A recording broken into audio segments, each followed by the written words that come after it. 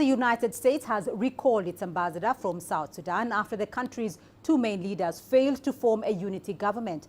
According to the State Department, Ambassador Thomas Hushek has been recalled as part of a re-evaluation of Washington's relationship with the government of South Sudan.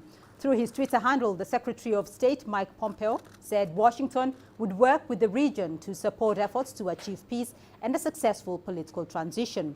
Earlier this month, the U.S. said it was disappointed that Juba failed to form a unity government by November 12th deadline.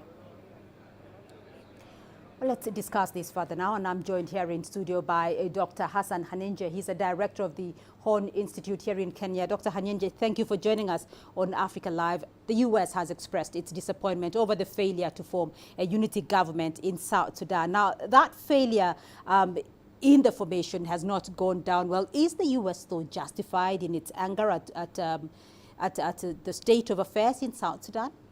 I think with $1 billion worth of aid to South Sudan from Washington, they seem to be frustrated with the slow pace of peace agreement, especially with implementation. And the recent postponement of that does not help. And I think it's perhaps a way to exert more pressure or to send signals that Washington is not to play ball as it previously did. So a report presented to the UN Security Council has been rather harsh on regional countries, Uganda, Kenya and Ethiopia, as far as regional interventions in South Sudan is concerned. Do you agree with this position? Partly true. Now, what we need to recognize is the peace process in South Sudan has largely been led by the region, IGAD and AU mostly. And the international community has played mostly a supporting role. And there's some progress that we have seen as witnessed by interventions of Ethiopia under the leadership of Abiy Ahmed in trying to broker the peace, or the handshake, so to speak.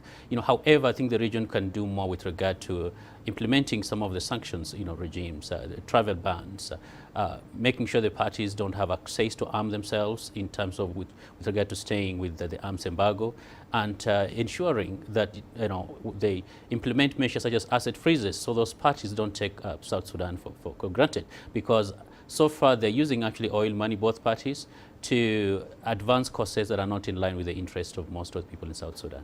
So we've heard from our correspondents in Ethiopia and Kampala about the harsh economic impact that the prolonged stalemate in South Sudan has had in South Sudan itself and on the region as well as the humanitarian situation as a result of the refugees. But even as the regional countries stand accused, has the UN itself been effective in helping South Sudan?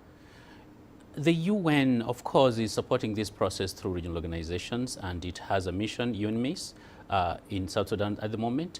But largely, they've not been as robust as, for instance, they've been engaged elsewhere. And perhaps this is a recognition, and at this stage, the UN should play a more robust role as opposed to just being a spectator and playing a supporting role in South Sudan. I think that perhaps may turn the corner if we have that approach by the international community and the United Nations organization. So give us your assessment, though, in terms of this harsh report that the UN Security Council has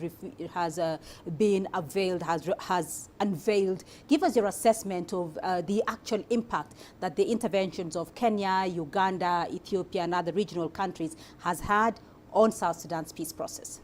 Yeah, remember, the countries in the region also have an interest in South Sudan, but I think above all, they have an interest in the stability of South Sudan.